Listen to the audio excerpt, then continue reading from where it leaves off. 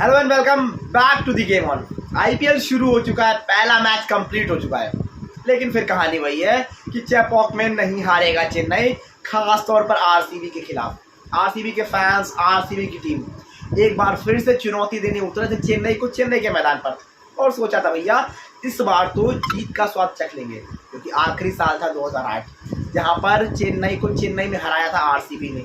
मतलब वो पहला साल था जब आईपीएल की शुरुआत हुई थी, एंड उसके बाद आप देखेंगे बिल्कुल भी आरसीबी के हक में चीज़ें गई ही नहीं, और यहाँ पर भी वही नज़र आया।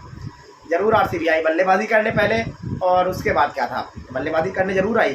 कप्तान फैफ जब तक खेले 4 ओवर 44 रन, वहाँ पर चीज़ें बहुत अच्छी चल रही थी आरसीबी के लिए, बट सडनली वो आउट होते हैं। उसके बाद आप देखेंगे विकेटों की झड़ी लग गई, पहले फैफ, उसके बाद फिर रजत पाटीदार, फिर मैक्सवेल, फिर विराट कोहली, फिर कैमरन ग्रीन, एक के बाद एक सारे के सारे बड़े बल्लेबाज इनके पवेलियन लौट गए, और 80-85 पे कुछ 5 हो गया इनका स्कोर।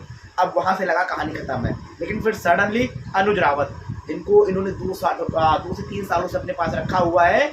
वहाँ पर कुछ अच्छी परफॉर्मेंस थी अनुज रावत की पिछले कुछ मैचों में, लेकिन बहुत कुछ इम्पैक्ट नहीं छोड़ पाए थे। लेकिन यहाँ पर दिखाया कि क्या काबिलियत रखते हैं वो। यहाँ पर अच्छा प्रदर्शन किया, साथ दिया दिनेश कार्तिक ने, 38 दिनेश ने बनाए, 48 बनाए अनुज रावत ने, और टीम को पहुंचाया 170 के पार।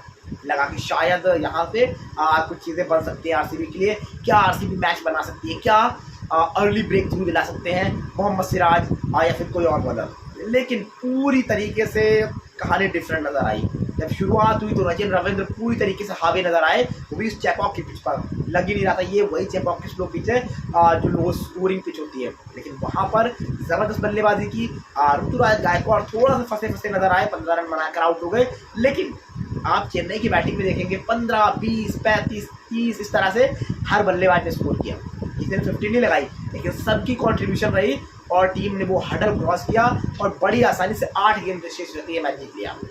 37 रन कुछ बनाए, वहाँ पर रचिन रविंद्र ने 15 बनाए, गायकवाड़ ने, उसके बाद देखेंगे जडेजा ने लास्ट में इस तरह से बल्लेबाजी की, 25-30 रन बनाए। और वहाँ पर फिर बीच में आपको अलग अलग कॉन्ट्रीब्यूशन नजर आएंगे, अलग अलग बैट्समैन की। मतलब सिर्फ जडेजा ही नहीं, अगर आप बीच में देखेंगे तो इनके पास जिस तरह से यहाँ पर बल्लेबाजी की, शिवम दुबे ने नॉट आउट आकर 28 रन बनाकर मैच जिताया। हालांकि थोड़ा सा फंसे लग रहे थे, बीच में डेरिल मिचेल ने 2 छक्के जिस तरह से लगाए 20-25 उन्होंने कर दिए। तो ये करके काम आसान करते गए। और आरसीबी के लिए खराब चीज़ क्या रही, आरसीबी के लिए खराब चीज़ ये रही कि इनको विकेट मिल जा रहे थे। कोई बड़ा जो बल्लेबाज सीएसके का था वो बड़ा स्कोर नहीं लगा पा रहा था, अपने आप को वापस सेट नहीं कर पा रहा था। लेकिन बावजूद इसके आरसीबी लगातार विकेट ले नहीं पाए। उनको विकेट मिल रहे थे, लेकिन ये गुच्छे में विकेट नहीं ले पा रहे थे। एक विकेट मिलता था, ये 30-40 रन की पार्टनरशिप लगवाते थे, उसके बाद विकेट लेते थे, लेकिन तब तक चीज़ें बहुत हद तक सीएसके के हक में चली जाती थी। तो वही कुछ हुआ है। लेकिन फिलहाल सीएसके ने अपना दबदबा कायम रखा है और यहाँ पे हराया है। तो फिर कहानी वही है, धोनी एक बार फिर से पड़ गए विराट पर भारी, या फिर कहें कि पीला पड़ गया लाल पर भारी। तो ये कहानी फिलहाल के लिए रही है। यहाँ पर ऋतुराज गायकवाड़ इधर से कैप्टन थे, उधर से फैफ थे, और विराट और धोनी आपको सिर्फ फील्ड में नजर आ रहे थे और बल्लेबाजी करते। हालांकि धोनी की तो बल्लेबाजी भी नहीं आई, और जो कि एक्सपेक्टेड था कि शायद नहीं आएगी, बहुत मुश्किल था कि धोनी की बल्लेबाजी आ जाएगी, लेकिन वो नहीं आई। फिलहाल चेन्नई जीत गया, जीत से शुरुआत कर ली है, और आरसीबी एक बार फिर से चेपॉक में हार गया है।